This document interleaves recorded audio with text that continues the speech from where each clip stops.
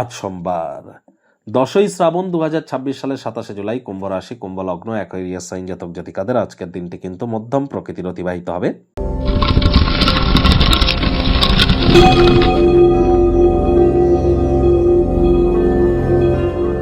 ভিডিওটির শুরুতে স্ক্রিনে আপনারা দেখতে পাচ্ছেন দেবাদিদেব মহাদেবের রুদ্র গায়ত্রী মন্ত্র।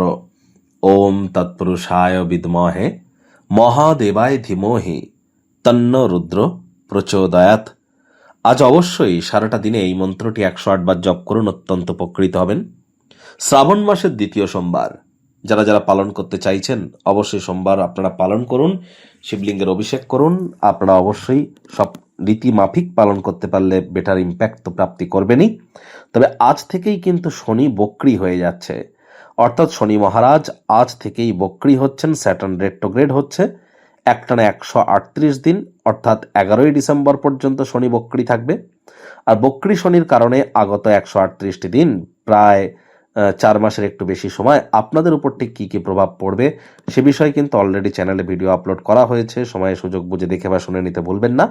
আরও একটি চ্যানেল আছে, অ্যাস্ট্রোলজার কমলেশ দিওয়ান, অ্যাস্ট্রোলজার কমলেশ দিওয়ান, KAMLESH।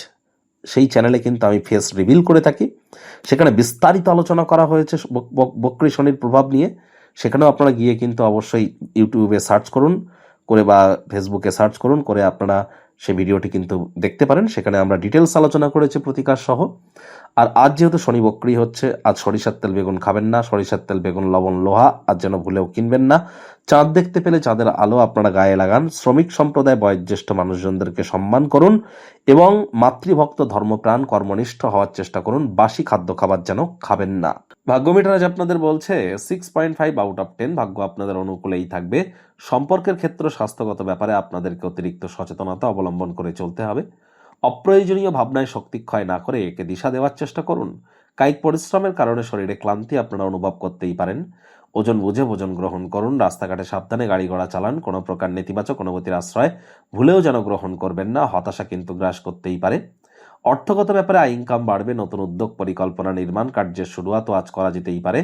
আজ অবশ্যই পরিবারে বাচ্চা কাচ্চাদের মাধ্যমে আর্থিক সুযোগ সুবিধা আপনারা অর্জন করতেই পারেন। সন্তান সন্ততিও আপনাদেরকে গর্বিত করতে পারে। নতুন উদ্যোগ, পরিকল্পনা, নির্মাণ কার্যের শুরুয়াতও করা যেতেই পারে বললাম। যারা ছবি আঁকা, নাচ গান, নাটক, কবিতা আবৃত্তি, অভিনয়ের জগতে আছেন, দীর্ঘ প্রতীক্ষিত কোনো নাম যশ, খ্যাতি, স্বীকৃতি, অ্যাওয়ার্ড, রিওয়ার্ড প্রাপ্তি করতেই পারেন। আর যারা চাকরিজীবী আছেন, যোগ্য কর্মচারী হয়ে থাকলে প্রমোশন, পদোন্নতি, স্যালারি ইনক্রিমেন্টও আপনাদের হতেই পারে।